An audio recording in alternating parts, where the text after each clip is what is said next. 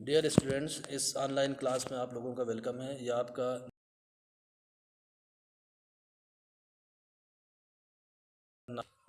ہم لوگوں نے پہلی غزل پڑھی تھی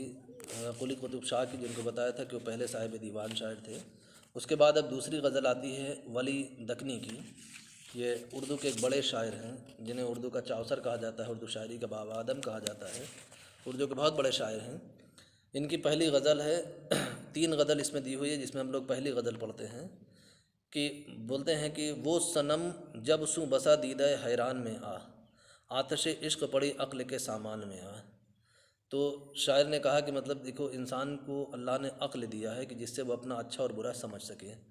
لیکن انہوں نے ایک بات بتایا کہ یہ جو عقل ہے، اس عقل کو اگر عشق کی بیماری لگ جاتی ہے،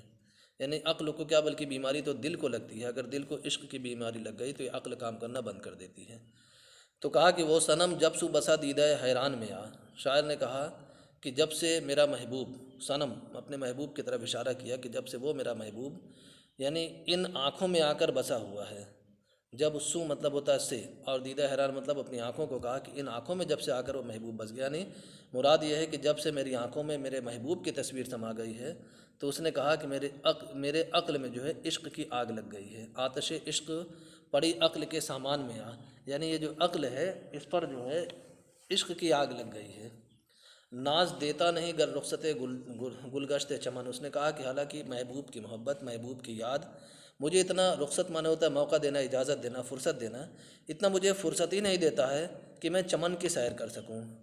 چمن کی مطلب، چمن کا مطلب پھلواری، گارڈن، باغیچہ، اور گلگشت کا مطلب ہوتا ہے سیر کرنا۔ کہ بولے کہا کہ ناز دیتا نہیں گر رخصت گلگشت چمن، اس نے کہا کہ اگر یہ تمہارے محبوب کا ناز و انداز، مطلب شاعر کہتا ہے کہ اگر جو ہے وہ چمن کے سیر کی اجازت نہیں دیتا، فرصت نہیں مل پاتی ہے، تو اے چمن زار حیا دل کے گلستہ میں تو اس نے اپنے محبوب سے کہا، یعنی اے چمن زار حیا، محبوب کو اپنے کہا کہ اے میرے محبوب، تو ہی میرے اس دل کے گلستہ میں آ جا۔ حسن تھا پردے تجرید میں سب سوں آزاد، اور طالب عشق ہوا صورت انسان میں بتایا گیا کہ یہ جو حسن تھا، جب تک یہ پردے تجرید میں تھا، تجرید کا مطلب اکیلا، جب تک یہ اکیلے جو ہے یہ پردے میں تھا، جب تک یہ پوشیدہ تھا تو سب سے آزاد تھا، کسی سے اس کو کوئی تعلق نہیں تھا۔